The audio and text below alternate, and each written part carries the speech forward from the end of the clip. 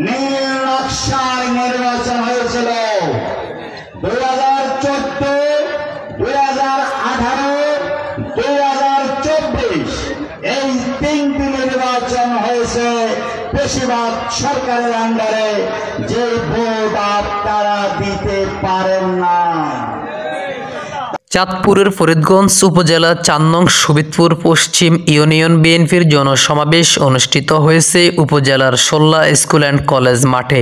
উক্ত ইউনিয়ন বিএনপির সাধারণ সম্পাদক ইকবাল হোসেন খলিফার নেতৃত্বে ৫ নং ওয়ার্ড থেকে ব্যান্ড পার্টির মাধ্যমে ব্যানার ফেস্টুন নিয়ে সকল অঙ্গ সংগঠনের নেতাকর্মীরা বিকাল ৩টায় সোল্লা স্কুল অ্যান্ড কলেজ মাঠে বিএনপির জনসমাবেশে যোগ দেয়।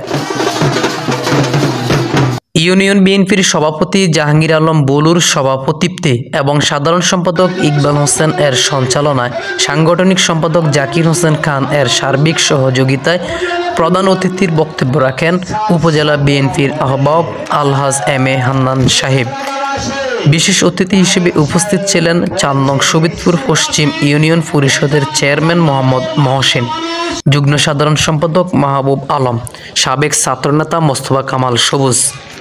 এছাড়া ওয়ার্ড, ইউনিয়ন এবং উপজেলার বিভিন্ন অঙ্গ সংগঠনের নেতারা উপস্থিত ছিলেন। এ সময় আলহাজ এম এ হান্নান সাহেব বলেন, এইবার নির্বাচন অনেক কঠিন হবে।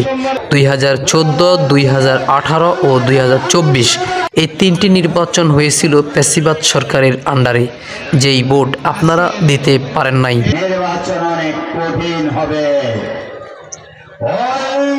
2008 নীল নকশার নির্বাচন হয়েছিল 2014, 2018, 2024 এই তিনটি নির্বাচন হয়েছে বেশিরভাগ সরকারের আন্ডারে, যে ভোট আপনারা দিতে পারেন না।